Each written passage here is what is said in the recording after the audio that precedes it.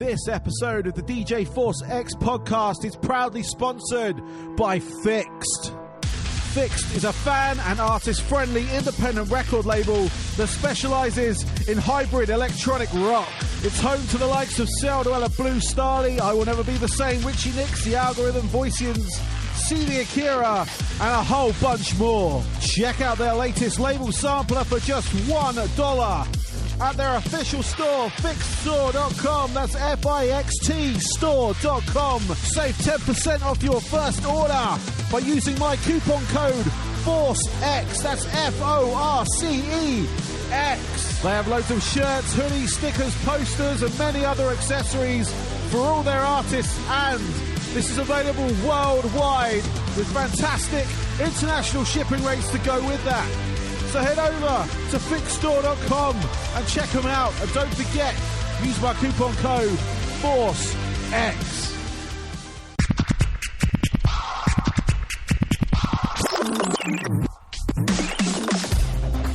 Hello, and welcome to episode 31 of the DJ Force X podcast. I may create a jingle. I'm just running some ideas through my head right now. But yeah, this episode we got Rich, the drummer from UK band Hacktivist, who have released a new album called Outside the Box. It's out now via Unified Rise Records here in the States and across the world.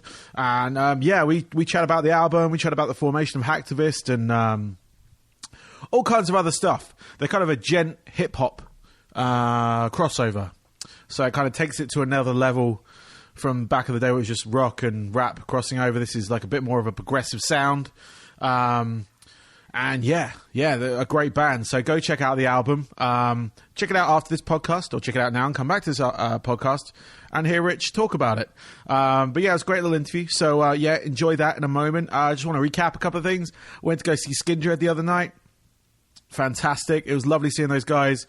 Didn't get to hang out with them as much as I would have liked to. Got to say hello and enjoyed the show, and then they had to head back to jolly old England after that. And of course, Record Store Day has also happened as well. So for those who frequent record stores on a regular basis, it's like any other day. But for those who like to venture out once or twice a year, it's a special event. You pick up some special vinyl. I managed to get the Deftones B-sides and rarities vinyl. I have it on CD, but I wanted the record because there's a couple of tracks on there that I really love. I also got the Iron Maiden single, the picture disc, and what was the other one I got? I won a prize thanks to Banana Music down here in St. Petersburg, Florida. It was alcohol, so I passed it on to my wife. She also got the T-shirt as well because that didn't fit me. But I got a sticker, so thank you, Cage Brewery, for that. And my wife will be in there for the free alcohol soon. Not painting her in a great light. But anyway, oh yeah, I got the Bee Gees Faith No More I Started a Joke 7-inch as well, which was great. And I picked up some other bits. I got the Enter Shikari album. And I also picked up Adrenaline by Deftones on vinyl as well. So all in all, it was a great day. You can check out my Instagram. You can see the photos of that and some other pickups as well. But yeah, what else happened? I went to go see, I interviewed a band called Everybody Panic the other night. They're touring with Head P. That'll be coming in a couple of episodes' time. I've still got Seamless, Voicians. I interviewed Riley from Thrice, which was amazing. And obviously Everybody Panic, Ty and Provo there. So plenty of podcasts to look forward to. They're kind of coming out every week and a half, 2 weeks at the moment. So keep an eye out for it. Let me know if you dig them. Going on to iTunes and rating it. Give me some 5-star reviews. That would be great if you can. I already got a couple up there. Jennifer Titans, thank you. And DJ Hallucinate, thank you as well. And yeah, anyone else, I'll give you shout outs, all that kind of stuff. You leave that. It just pushes this podcast up a little bit, helps the bands we're interviewing because it gives them more exposure to people who may not have heard them before. Because all the bands I interview are fantastic. And they all deserve someone to listen to them other than me. But I know people are downloading because I see the statistics. So yeah, if you don't mind, leave me a 5-star review. That would be great. And yeah, so on to the interview. So yeah, this is Rich from the band Hacktivist. Enjoy.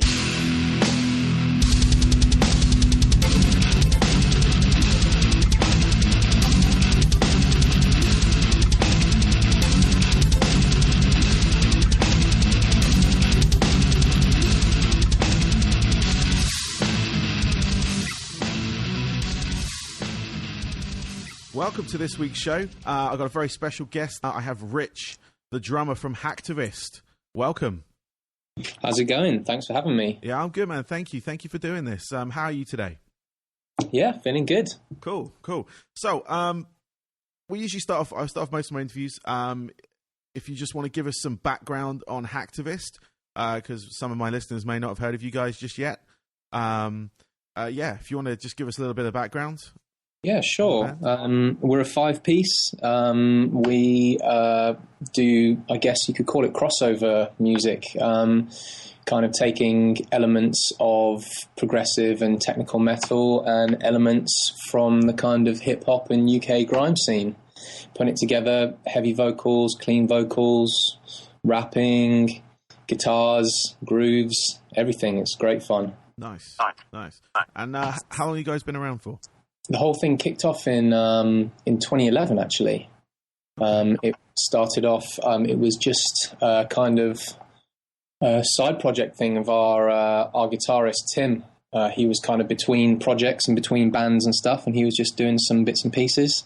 It just grew into collabs and then full band from there. Cool. So, starting out in those, 2011 early times in gigging and stuff, how did your sound, because your sound is quite unique in the crossover in the crossover world, so to speak, because we've obviously had like metal and hip hop cross before, and that was the sort of new metal movement back in the mid 90s, early 2000s. So how did that initially, the crowds sort of, or the people that came to see you, take that progressive metal sound with the hip hop? Was it a battle for it, or did people generally gravitate towards it? From the start, it was quite, I suppose, polarizing, I guess you could say. Mm-hmm. There were some people who thought it was amazing, and then there were some people who thought that it was destroying metal and all that stuff, as usual. But I mean, that's kind of a given with any new thing people try and do. There's always the critics and the people who go absolutely mad for it as well. I think at the time when we actually started gigging, it's when the whole Djent thing was really at its peak. And so we actually managed to get on a few kind of tech metal festival bills and stuff like that. And you could tell that the people who were really interested in the Djent side of things, but were maybe more used to hearing just the kind of heavy vocals all the time. Yeah, quite a lot of them really took to it. Actually, we find that often it's almost as if our band is like a gateway drug for some, different styles of music for listeners, because sometimes people have known about metal but not really ever wanted to go to a gig, or had a group of friends that wanted to go to a gig with them and check it out, and vice versa with the people who are less knowledgeable about the other side. So we get fans of rap and stuff who say that we got them into metal a little bit, and then fans of metal who say, actually, you know what, maybe I'll give rap a go. Yeah, no, it is a really good crossover, because it's not something I see coming out of that particular genre. I mean, I've been aware of you guys for quite a while. I've had connections. I have connections back in the UK in the metal scene, but through the various press agencies that send me music over the years, you guys have been represented by them, and I've actually been after you for quite a while for an interview. So this is really cool. So well, better not disappoint then. No, it's really cool, because I've heard like the likes of Elevate when that came out. Trying to think of the other tracks that I've got of yours that I had before this. The cover you did of Jay-Z and Kanye West, the In Paris song. Yeah. That was another one. And just stuff like that, because I was a club DJ back in the UK, so sort of playing some of the Djent stuff was okay. Kind of the early stuff like Meshuggah and Sixth, you kind of you can play that because they got there. And then some of the bands that came out of that genre, like Tesseract, exactly. Architects, trying to think of some of the others. I mean, you've got Periphery and all that. Periphery, yep. Another great band that played at the rock clubs, and then you guys came along, and it swapped that. It kind of changed the game almost on that front. Well, that's cool. Yeah, from a DJ point of view, definitely. Yeah, from a basic, because it brought it more to the main set, if you will, because a lot of the sort of Djent stuff kind of lingered in the opening sets, maybe sort of early night, warm ups. Yeah. It's weird talking about this in a rock club because it sounds like a dance club night, but Yeah. that's the way we ran things. So that kind of stuff kind of sat at the start, and then you guys came out with your sound, and it gravitated more towards the main set. And yeah, it was just such a, like, I don't know anyone else that's doing this either, or has cottoned on to this particular sound that you guys have. Yeah, there are a couple of people I've noticed doing somewhat similar things as of over the past couple of years. But yeah, I definitely would agree that it's pretty few and far between people who are doing this sort of thing. So yeah. Yeah, no, that's really cool. So your time in the UK, obviously, I know it really well from, I was in a band for a few years. My listeners will know this. I mention it quite often. But I was in a band for about 10 years in the UK, so I know it can be a difficult way to rise up in that scene. Obviously, you guys have a unique sound at this point. So how was that for you? How was that UK circuit for you up till now? It's been great. Yeah. I mean, when we first started out, in fact, it was really like all systems go. It was like one thing to the next, like quite a big step up every single time. We did like one or two at the very start, one or two sort of smaller, like club gig type things. Yeah.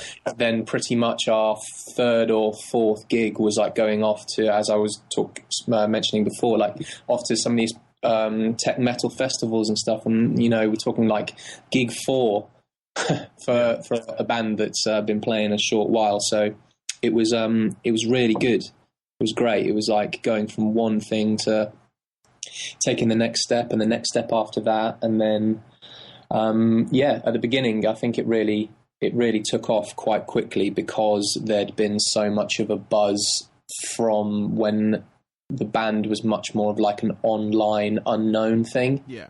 So once we had the band all together and we had our EP all finished up and we had our set together, it was just like, yeah, as I said, all systems go. It was just taking off. It was great. Nice. That sounds, it's nice to hear that, like, side of things, because it can be a real tough egg to crack, if you will. Yeah, definitely. In the UK. I think we were fortunate in that quite a few of the members had already been in other projects as well. So, for example, Tim, our guitarist, and Ben, one of our vocalists, they were with a band called Heart of the Coward. Oh, yeah. And obviously they're still around. And so, we still get people coming up saying that, oh, yeah, I've been following you guys since Heart of the Coward and all that stuff. So I think we've certainly been fortunate with like the start out. It wasn't just like we were 5 mates from, school days in a tiny village in the middle of nowhere trying to get, tech metal / grime out into the, out from the countryside or something like that. But yeah, it certainly went quite well from the start. Yeah, it was cool. Nice. And what were you in any projects before this, or was it just sort of this was your first major one? This was definitely my first major project. Yeah, I've been in other bands before, and I've done plenty of recording and playing and stuff like that. But yeah, this is my first proper touring band for me. So, and also the other projects that I'd been in before were definitely not in progressive metal. So for me, it was quite an inviting challenge, but it was. I definitely felt like I had to prove myself at the start, especially coming from, especially as the band is coming out of Milton Keynes. Yeah. There's been amazing music come out of there, specifically in what could be defined as the whole Djent or progressive side of things, because you've got Tesseract and Monuments, and they both came out of a Milton Keynes band called Fell Silent. Yeah. So yeah, I've definitely felt like I felt like a bit like, I guess, the new kid on the block in that sense. Nice. Yes, I remember Milton Keynes. But yeah, no, a lot of bands came out of that kind of like that North London up to Milton Keynes area. Yeah, exactly. Back in when I was out and about, like obviously we had the likes of Sixth. From Oddfathers from England, pretty much. And there was bands like what are they called? Can I remember their name? Aconite Thrill was another one. Yeah. Kind of that kind of same genre, like Sixth kind of sound, but more melodic kind of thing. So right. And there was a few others I can't remember in the time, but that was kind of a hotbed for a little while, and obviously it's continued, kind of moved north slightly, but it's continued to be for that particular sound and variations of it. It's been particularly fruitful, if you will. So yeah, it's funny how it all kind of localizes in some instances. Yeah, it's strange. I mean, at the end of the day, like from here, you say, "Oh, they're from London." If you're living here, it's London. Everything's London. Yeah, unless it's the Beatles, then that's Liverpool. So. It's either London or the North. Yes, that's it. Nowhere else. So, you signed with right. I want to get this right. Did you sign with UNFD, who are part of, and did they then become part of Rise Records, or was that? As far as I'm aware of the fine details, it's that they're kind of partnered with Rise Records in the US in terms of distribution and stuff like that. Oh, okay. All right. I might be somewhat mistaken, but as far as I'm aware, that's the relationship they have. Yeah, Unified they're an Australian company. Yeah. And yeah, they're branching out they have branched out into the rest of the world now. So, yeah, it's great. So how did that come about? Obviously, you're in the UK and an Australian label approached you. Is that because I know I've seen their roster. They've got the likes of Crossfaith, Architects, Thy Art Is Murder, bands of that genre. Yeah. How did the relationship start with you guys? It was a bit of a coincidence. We went over to Australia a year and a half ago, and we played Soundwave Festival, and I mean we'd been around for a little while, and obviously after we'd done the EP, there was quite a lot of interest. And so we'd had a couple of offers here and there from certain companies and things, but we were still at the point where we were able to keep momentum up, kind of staying independent, kind of doing it our own just with our management. Yeah. But when we went over to Australia, we actually went to the Unified offices, because they were actually at that stage, they were doing the distribution for our EP over in that part of the world. So it was kind of like we'd got a bit of a relationship with them before, and it kind of built from there. As far as in terms of like actually being put in touch with the label, I'm pretty certain that it was actually thanks to the band North Lane. Yeah, because they're obviously on that label, and obviously an Australian band. But as far as I'm aware, they played the people from Unified our stuff, and they liked it. Nice. That could be. I mean, that's what I've heard is the case. I need to meet them and chat to them about it. Because unfortunately, I've not had the chance or the pleasure of gigging with North Lane yet. So it'd be cool to pick their brains about that. See if there is a nugget of truth behind it. And going from there, obviously they have a partnership with Rise Records, which is a pretty big, I want to say independent label here. I don't know how independent they are, but they seem to they seem to push new acts quite a lot. I mean, they've got like bands that I've encountered anyway. Exotype, which is one of their bands, Paris, who are doing amazingly well right now. Yeah, Palisades are another band that I play frequently on my show. Oh, cool. Music show. So I have a good sort of knowledge of them. to a point.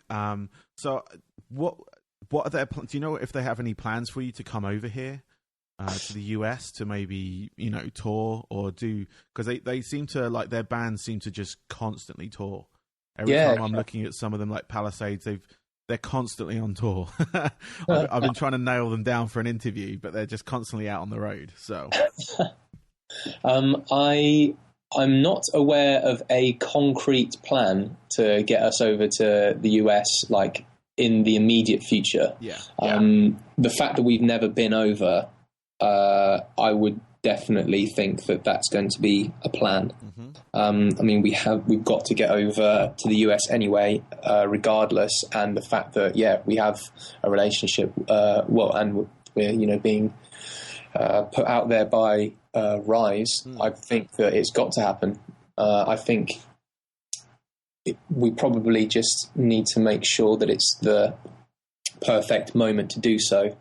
I think for us right now, we're trying to definitely sort of take the leap into like the next stage of touring and the next stage of our kind of development as a band and things like that. So I think we didn't want to try and do anything too early because obviously the other thing about going to the US in terms of being a European band is that you've got to pretty much try and do the whole of America, unless you're going to go over and do, say, the East Coast and then come back and then go over and do the West Coast some other time or something like that.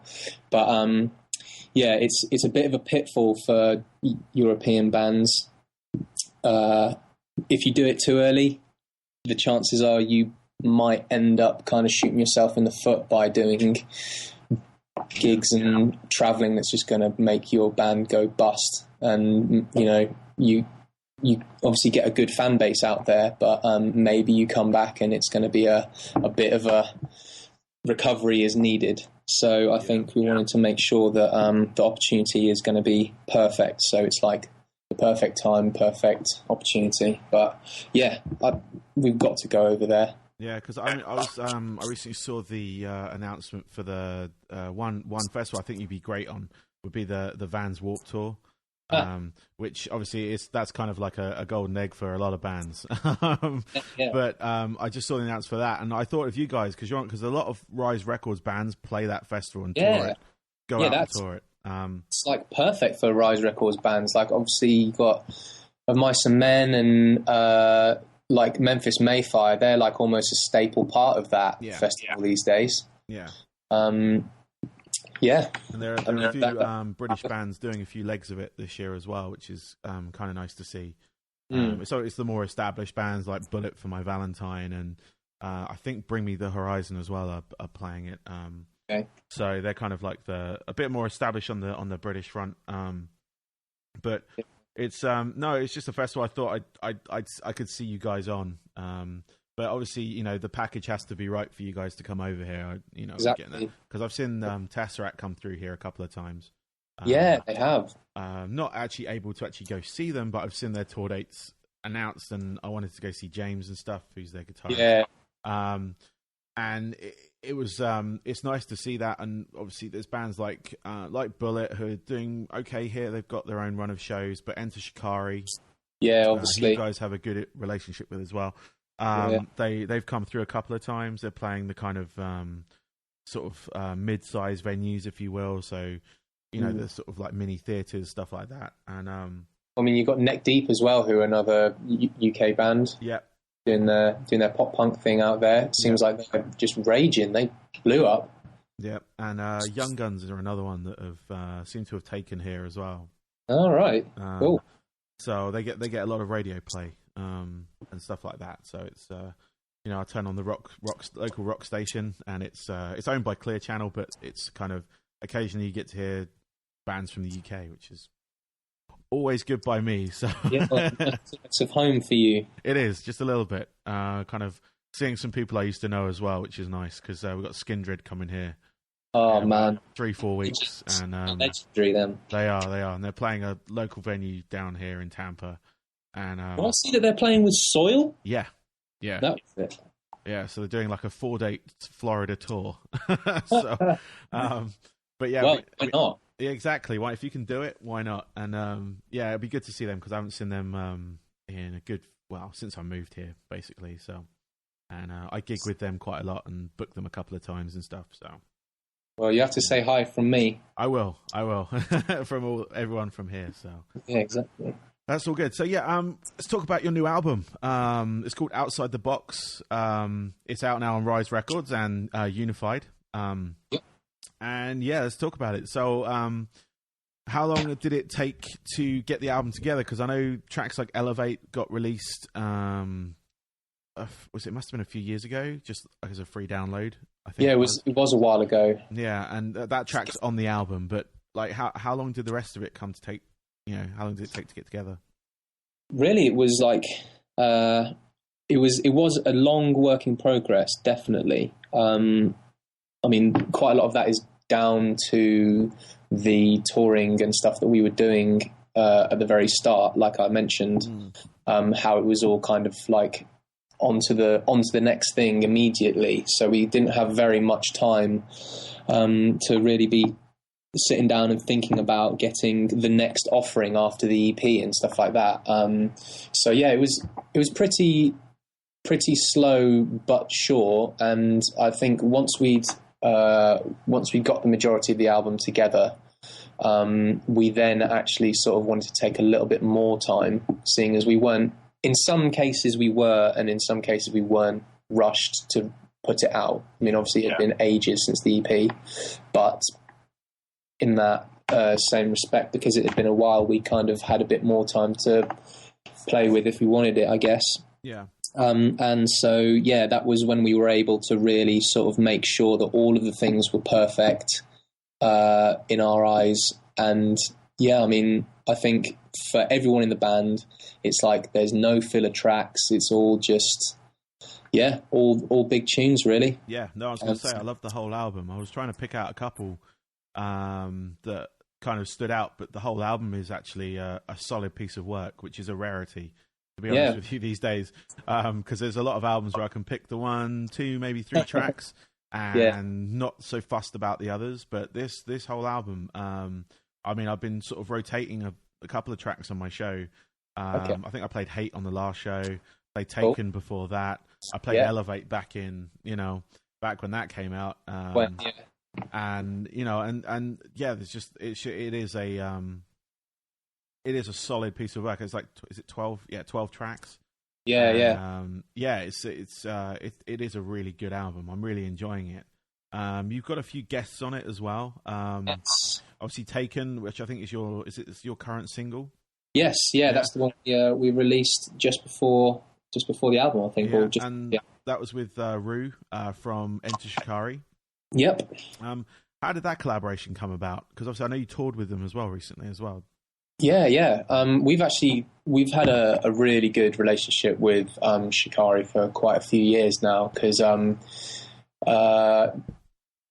we actually share the same management company as well. Okay. So that's kind of like when we started out with our management, we were kind of thinking, that would be interesting. Maybe we could get a couple of gigs with Shikari or something like that. But it turns out that when they'd done their, I believe it was their 3rd album, the name escapes me right now, but they were doing a big old UK tour, and they actually took us out on the whole thing. So for us as a band, we'd done our own UK tour just before we released our EP, but that was like our biggest tour to date when we went out with them.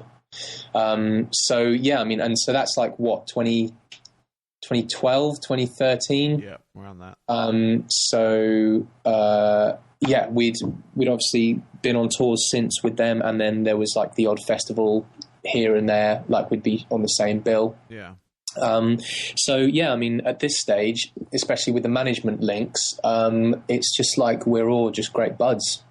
And so, yeah, with Taken, that was one of the songs that we were kind of like chopping and changing. That definitely had a couple of facelifts, as did Hate, it turns out.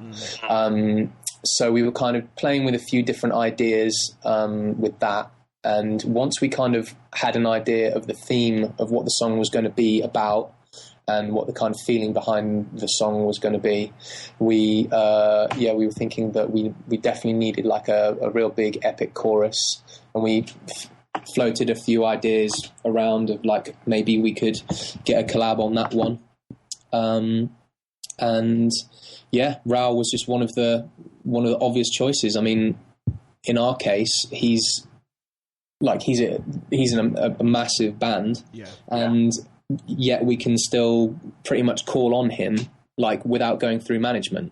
Oh, that's cool. So it was kind of like, that's the case pretty much with all of the collaborations. Actually, it was really quite an organic thing. It wasn't like we had to sort of brainstorm very much and really think about like who can we ask that's not like punching above our weight or anything like that, and who would actually do it. They all came really organically, and so Raoul sent a couple of rough ideas and things for that chorus, and it just fitted so well. It was perfect. Nice, I think we couldn't exactly imagine what specifically we wanted, but when he sent his ideas through, it was just like, that's it. That's definitely the one. Excellent. That's a really nice, like, organic way is the best way. You don't want it forced. Yeah, exactly. But yeah, no, that's really cool, because the other guest you got on the album, on the opening track, Our Time, is Marlon Hurley. Yep. You've got Deceive and Defy with Jamie Graham. Yep. And track Rotten featuring the Asteroid Boys and is it Jot Maxi? Yeah. Is that right? Yeah. So yep. It's quite a varied sort of guest list, if you will. Yeah. All different kind of styles and things. So, and it works, you know. And it's good to see that kind of, because again, that's the kind of hip hop thing. Having a lot of collaborations on an album, it is a very hip hop thing. I mean, there's a few sort of like occasionally on metal albums you get one song where you have a guest on. You know, and that's a rarity. I mean, I did it back with my band on our second album. We had Yap from 1 Minute Silence at the time. He gave us a couple of verses to stick on a track. So nice. Yeah, because we toured with them for a little bit and stuff like that. So we kind of had that little bit of a relationship going with them, and it was kind of an organic one as well. So and it worked. And we did back in our very early days, we did a cover featuring I don't know if you remember these bands. I don't know how well versed you are in sort of the UK metal scene, but it was a band called Snub. They're out of Bournemouth, and their singer called Choff. He guested on a track with Paul Catton, who was Medulla Nocte singer, Murder One. Like UK sort of hardcore, you know, aggressive side of things. And we did a cover of Dancing in the Street, the Bowie and Jagger version of that song. But we did that back. It was like on our like second demo EP type thing. So, and that was organic because at the time we were playing with those bands. So it was, you know, we just said, "Do you want to do it?" They were like, "Yeah." They were playing locally to us, so we dragged them to our like little like moldy studio. And got them to do those tracks, and it was good fun. So, yeah, I mean that's definitely one of the best ways to do it. I mean, because it feels right. It's got the right emotion as well. If you're gigging with the guys, or you know you've played with bands and stuff that are featuring on your tracks, it's often going to be the case that there'll be similar styles and you know things like that. So. Yeah, I mean, why not? Yeah, exactly. That's all good. So how well has the album been received? Obviously, being here in the US, I don't see much of the sort of like localized press, things like that. But how has it done for you so far? Because how long has it been out for? It's been out since the 4th of March. So almost a month. So bordering on a month. Well, I'm not sure about numbers and all that stuff yet. I'm not. It's not the numbers I'm worried about on the sales. It's more. It's just more like the press reaction, fan reaction, stuff like that. Yeah, reception. It's been great. Yeah, I mean, certainly from the fan point of view, people who were already our fans, you know, and wanting an album since the EP and all that, they were across the board. We've just been saying that it's, you know, it's what they wanted. It's the perfect follow-on from the EP, and it's you know, like evolved the sound and stuff. So obviously that's that's what we wanted to deliver. I mean, regardless, we love the album, but it's great that the people who are following us also have reacted well to it. And then, in terms of the press, we've had some good reviews. We were in Kerrang and Metal Hammer magazines over here, and we got like articles on the band and also reviews of the actual album itself. So we got some really nice coverage. Nice. And they all seem to be overly positive as well. That's always good. That is always good. So yeah, you just, like the next thing is to follow it up. So exactly. That's the big challenge right there. So that is. But cool. And what are the band's plans going forward from today? Have you got any tours planned out? Anything special coming up? Yes, I'm trying to remember what we have and haven't announced yet, but there are a lot of things in the works. Some things that I can definitely talk about. In the UK, we're playing Heavy Fest. Nice. And we're also playing Slam Dunk Festival, nice. Which I've actually been really keen to play for ages. Yes. So really looking forward to that. In May, we're going on tour supporting Issues, who, again, Rise Records. Yep. And then we have some plans to go off to go to Russia, and then a couple of other things somewhat further afield. But those are the ones which I can't really speak about because it's still yet to be confirmed and signed and dotted lined and all that. Nice. But just cool. So that Slam Dunk Festival's it looks like a pretty good festival. Actually, I had the opportunity to play it in the early days. Wow. Unfortunately, I couldn't do it. The band went on and played without me because I was kind of a hired gun, if you will, for this band. Because it was after my main band split, and they needed a DJ in the band. They were kind of like a rap metal group, and I was available because I'd been a DJ in a band previously, and that was a date I couldn't do. And apparently, it was just like it was an amazing show to play. Yeah, it was just one of those things where I'm like, why didn't I just? But if I couldn't do it, I couldn't do it. I had other commitments, but. Yeah, I mean, in some ways, it's almost it's definitely on a much smaller scale, but in some respects, it's almost like the UK's answer to like the forerunner of the Vans Warped Tour kind of year. Yeah. I mean, obviously, we're talking Vans Warped Tour is the entire of America, and now Slam Dunk has grown to like 3 dates. Yeah. But obviously, the whole of the UK can fit in, a state probably the size of Florida anyway. Yeah. That's like playing Tallahassee and Orlando and one other place. Yeah, Tampa.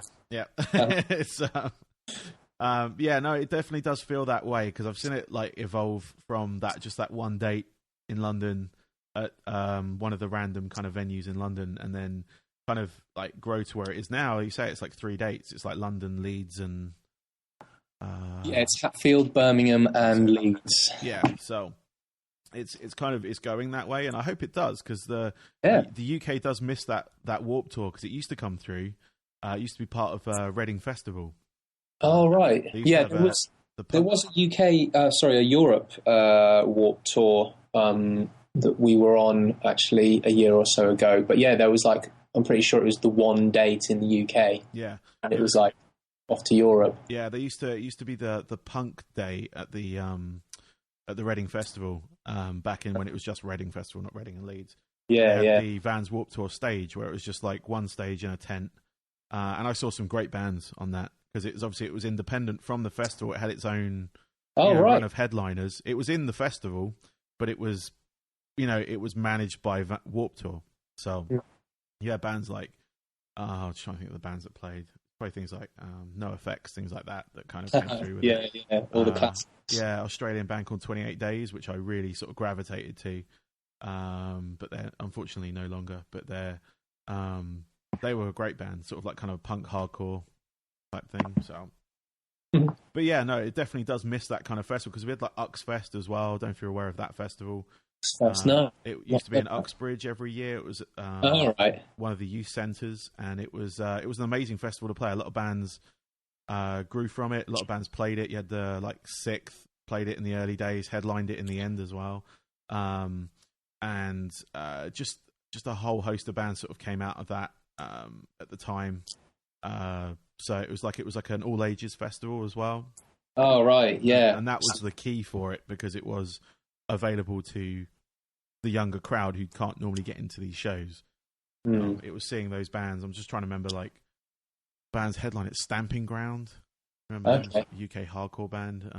Yeah. And I played it twice. Both times were just amazing. You know, you don't expect a reaction, but it was one of those festivals where you got the reaction regardless. So it was crazy, but it was really good. But yeah, no, that Slam Dunk Festival is that's one I'm keeping an eye on, just to see how well it does. So yeah, hopefully it'll keep on building. Yeah, no, it's really cool. So yeah, I've got a couple more questions. Just sort of some generic ones, just for get a bit more of a profile on yourself. Cool. And yeah, so I want your 3 sort of top albums that kind of shaped the musician that you are, or person that you are, or both. Oh man, okay. It's a tough one. Most people go for the one that they first heard that got them into something, the one that kind of stuck with them through, say, college, and then one from today, sort of thing. Well, one of the ones that was definitely a gateway into me wanting to play double kick drum metal was City of Evil, which was the album from Avenged Sevenfold.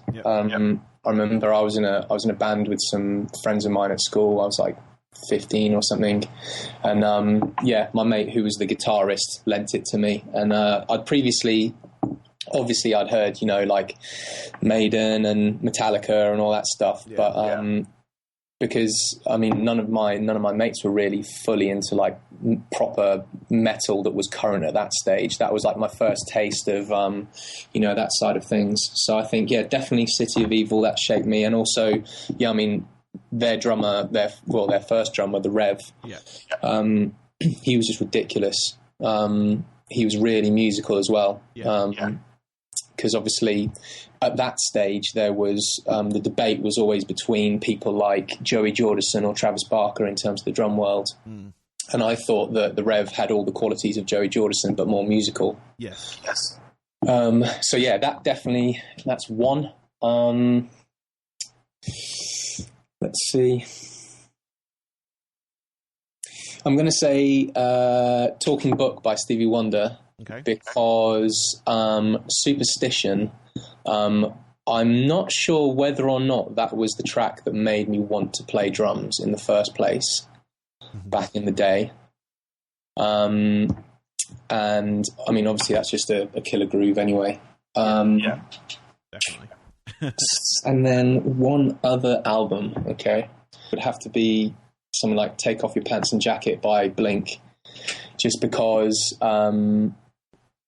obviously they're a huge band and they contributed to loads of other bands in general. But cool. Well, that's quite a varied selection there as well. So you've got kind of straight up metal with Avenged Sevenfold. You've got the Stevie Wonder, which is more Motown and R&B, and then you've got your sort of punk side of things with Blink 182. And it's that's a good it's a good sign from a musician's point of view to be varied across genres. And obviously being a drummer as well, you're kind of, it's good to know the various grooves that you can create with the drums, because there are a lot of drummers that just hit time. They're there to keep time. That is but you had the Rev, who, like you said, is musical with the drums, which is a rarity. So, and that's also the case. That was why I was saying the Blink one as well, because obviously Travis Barker did he really flipped the whole pop punk thing on its head. Yes. Regardless of what people think of him, whether he's overrated now or whatever, at the time he definitely changed. He changed that. Yeah. He changed the game. No, he's one of the pivotal musicians within genres. I still feel that. I don't think he's been classed as overrated. I think it's just more of a, I don't know if there's a stigma with Blink 182 anymore or not, because I know they're going through various transitions and stuff. But Travis Barker, He worked with a lot of bands. Through the years, and the Acrobats when he joined, wasn't he? Yeah. And Scar on. Yeah, it was the Aquabats thing was one of those things where like I watched their TV show with my kids and I didn't realize he was actually in the band at one point until I looked it up because there's a few sort of kids shows that I've watched with my kids and not on my own at all, but anyway, back to Travis Barker. He's he's an incredible drummer, and the few projects that he's been in that he's worked on have just been great, especially like just for what he brings to a lot of bands and stuff. He can bring that factor you need to make your music stand out. And being musical with the drums is key. I've kind of always maintained that through the years. So I've known a lot of like metal drummers who have been kind of just like solid drummers, and it is just like keeps in time. There's very little flair or anything like that. But like I say, the Rev was very like that. I think the Dream Theater, was it Portnoy? Mike Portnoy, yeah. And the amount of drums he has, but he like able to actually that's the point, and actually play songs with the drums, not just the drum track to the song. You can kind of hit, you tune your drums right. And because I think that's another thing a lot of drummers sort of miss out on is tuning their drums. Yeah. So that's one thing that's rarely mentioned, but it just makes sense. Yeah, but no one realised that. I think they just tighten the skin. It's just that sound, and it makes depending on the depth of the tom or the snare or whatever.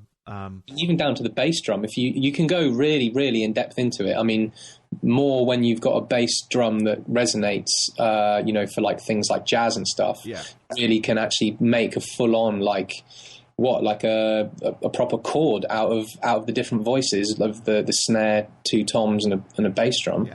Yeah, exactly.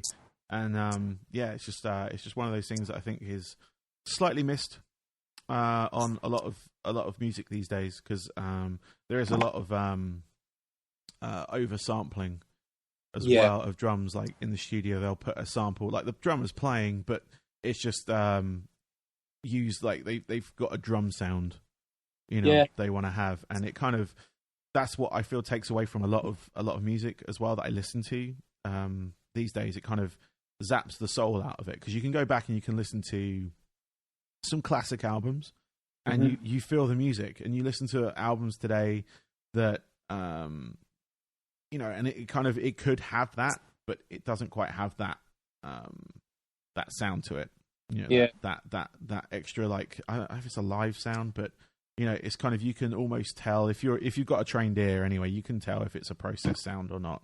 So it's kind of, it's a really good tool because of the way the music scene is these days, particularly for bands. Like if you're particularly metal bands, if you're in a metal band, it's really easy to get a really good sound out of using the samples. And also if you're in a band where one of the members in particular is like good at producing and doing that whole side of the music thing, and it's actually a way that you can get really quite far really easily and without having to fork out loads and loads of money. But then if you kind of go further into it, it then becomes less of a tool, more of like a cheat. Because can the drummer play that? It's like, I guess if you program something in, you've got to make sure that it's exactly what you're going to be playing, or exactly your part, because then otherwise that's definitely a pitfall. And I guess that's a contributor, I think, to people not having the knowledge about the whole drum tuning thing, because it's like, oh yeah, we'll go in the studio and I'll put down my part, I'll play down my part, but it's okay because they're gonna pretty much sound replace the majority of it anyway, and get it all clicked into place in the grid and all that stuff. I think it's good if you can use it as a tool, but you definitely need to have your knowledge about your instrument. I mean, that goes across the entire board of instruments. But definitely, it's the same like the auto tune. You can use it to clean up vocal lines, but don't just rely on it to fix Or everything. use it as some crazy effect.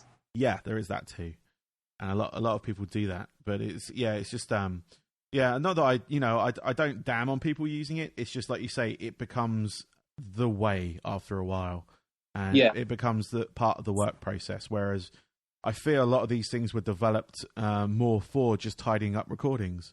Yeah, definitely. Like back when I was taught like audio recording on a reel-to-reel, so my editing was make them do it till they do it right, and then cut it with a razor blade and tape it back together if there was a section I didn't want in there. Nice. So I'm that old. But cool. So last question. What are your hobbies away from the music? So what do you do to sort of, if you can, get away from music or unwind and whatnot? It's really weird, but just more music.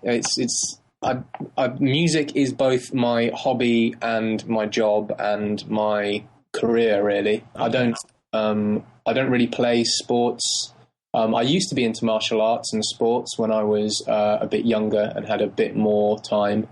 But I think in terms of getting away from, for me, it's not getting away from being saturated in music or immersed in music. It's making sure to keep it varied. So, for example, like Hacktivist, that's really full on at the moment, but I'm still able to keep on teaching. I've got some pupils, like private pupils back here, and also I do like 1 day a week teaching in a local school. Oh, okay. And also I'm in a couple of function bands as well. So, and those have been long-standing projects as well.